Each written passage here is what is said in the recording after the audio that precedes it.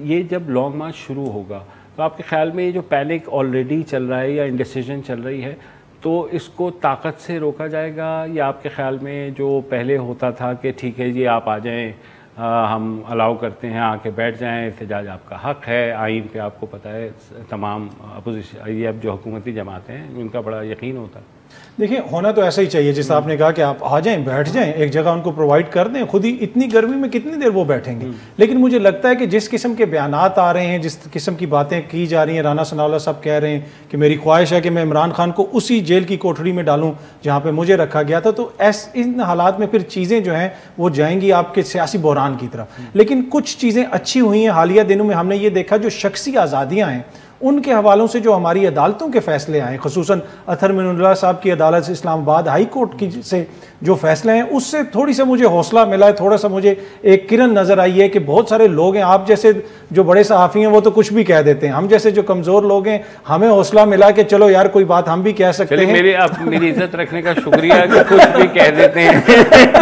लेकिन बहरहाल आप तो सख्त बात भी कह दें तो आपको तो कोई पूछता नहीं, पर बहुत सारे लोगों को इस चीज़ से हौसला मिला कि शख्सी आज़ादियों, चाहे वो सियासी कारकुनों की हो, सहाफ़ियों की हो, मेरे ख्याल में उसमें किरदारों का अहम के बड़ा इंपॉर्टेंट रोल होता है इदारों का। तो मुझे लगता है कि अगर हुकूमत की जानिब से कोई ऐसी हरकत की गई तो जो मौजूदा अदलिया है उसका वो नोटिस लेगी, और मुझे नहीं लगता कि हुकूमत उस बुरे तरीके से क्रैक डाउन कर सकेगी। आपका क्या ख्याल है, क्योंकि आपकी तो इनसाइड इन्फॉर्मेशन भी होती है, क्या इंटीरियर मिनिस्ट्री नॉर्मली हमने जो अगर तारीख पे देखें तो ऐसे इस चीज़ को ताकत के अलावा रोकने की कोई प्लानिंग नहीं होती, और पुलिस जो बेचारी वहाँ होती है उसके पास उनको भी नहीं पता होता कि क्या डायरेक्शन आएगी, इनको रोकना है तो कहाँ रोकना है, किस तरीके से रोकना है। तो ये इंडिसीजन हमें वहाँ पर भी नज़र आएगा, जिसमें मुझे ये लग रहा है कि शायद आंसू गैस, लाठीचार्ज, कुछ अरेस्ट वो भी होंगी, मगर वो उससे तो मामलात फिर पॉइंट ऑफ नो रिटर्न की तरफ जाएंगे। देखिए, मेरे ख्याल में इस वक्त जो इंटीरियर मिनिस्ट्री असेस कर रही होगी वो ये असेस कर रही होगी कि इमरान खान इस्लामाबाद पहुंच के ज़्यादा ख़तरनाक साबित हो सकता है, या अगर कहीं पे ये मामला अगर रोक दिया जाए वहाँ ज़्यादा खतरनाक साबित हो सकता है। तो रोकने की क्या ज़रूरत है? नहीं, उसमें देखे ना, अगर इमरान खान अगर यहाँ पहुँच जाता है और यहाँ अनाउंस कर देता है कि मैं जाके रेड जोन में बैठ जाऊँगा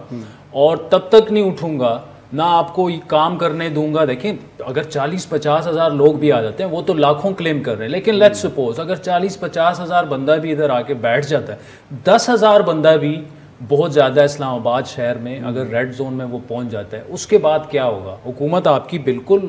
जैम हो जाएगी। क्या करेंगे? उससे पहले मेरे ख्याल है क्या कर सकते हैं, इनका 60-70% क्राउड जो आएगा वो आएगा केपी से,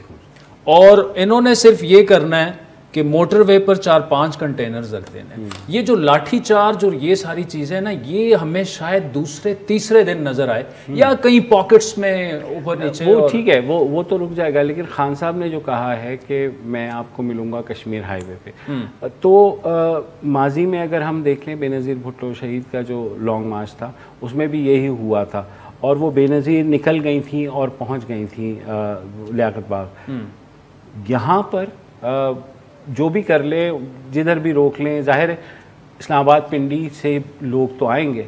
ऐसा नहीं है। शेख रशीद को आपको पता ही है, वो भी लेकर के आएंगे। हो सकता है मरी की साइड से लोग आएँ, तो कुछ ना कुछ क्राउड तो जमा हो जाएगा। तो अगर वो ताकत से रोकने की कोशिश करते हैं तो फिर तो प्रॉब्लम होगी, और ये सारी प्लानिंग के खैबर पख्तूनख्वा वालों को आप वहाँ रोक लेंगे, ये पहले भी नाकाम हुई, आपको पता है। परवेज़ खटक वगैरह को रोक लिया गया था, और या मौलाना फजल रहमान के जो है, जब मौलाना फजल रहमान के धरने को इजाज़त दे दी गई थी कि आप आएँ, सर्टन जगह बैठ जाएं, तो बेहतर नहीं होगा कि इन्हें भी कहते कि जी आप आएँ और बैठ जाएं? सर, एक आदम में छोटी सी चीज़ एक सिर्फ ऐड कर दूं, इसमें जो खतरनाक चीज़ है ना, ये ना हो कि पंजाब पुलिस और केपी की पुलिस एक दूसरे के आमने सामने हो जाए, ये बड़ी डेंजरस सिचुएशन होगी, इसको हर हालत में अवॉइड करना। देखिए, मेरे ख्याल में बेहतर सिचुएशन तो यही है जो हम कह रहे हैं, शख्सी आज़ादी हो गई और उस जमहूरी हक है उनका, एहतजाज वो करें। लेकिन गवर्नमेंट के पॉइंट ऑफ व्यू से अगर आप सोचें ना कि तंग आमद बजंग आमद, कि ना तो आप हमें हुकूमत करने दे रहे हैं, ठीक है, सड़कों पे रोज़ाना निकले होते हैं, ये होते हैं, चले वैसे ही 4-5 दिनों की गेम है, आए, क्रैक डाउन करें और इनको कम से कम वो सबक सिखाएं जो 3.5 सालों में हमारी पॉलिटिकल विक्टिमाइजेशन, ये एक सोच मौजूद है गवर्नमेंट के हलकों में, ये सोच मौजूद है कि यार इनको अगर 2-3 लोगों को, बड़े इनके जो लोग हैं, 1-2 दिन डाल लें जेल में तो इनकी सारी हवा, जो ये लिटरली मैंने सुना है इस तरह का है एक मामला, तो गवर्नमेंट उस तरफ जा सकती है। वो अभी भी एक तासुर ये लिया जाता है कि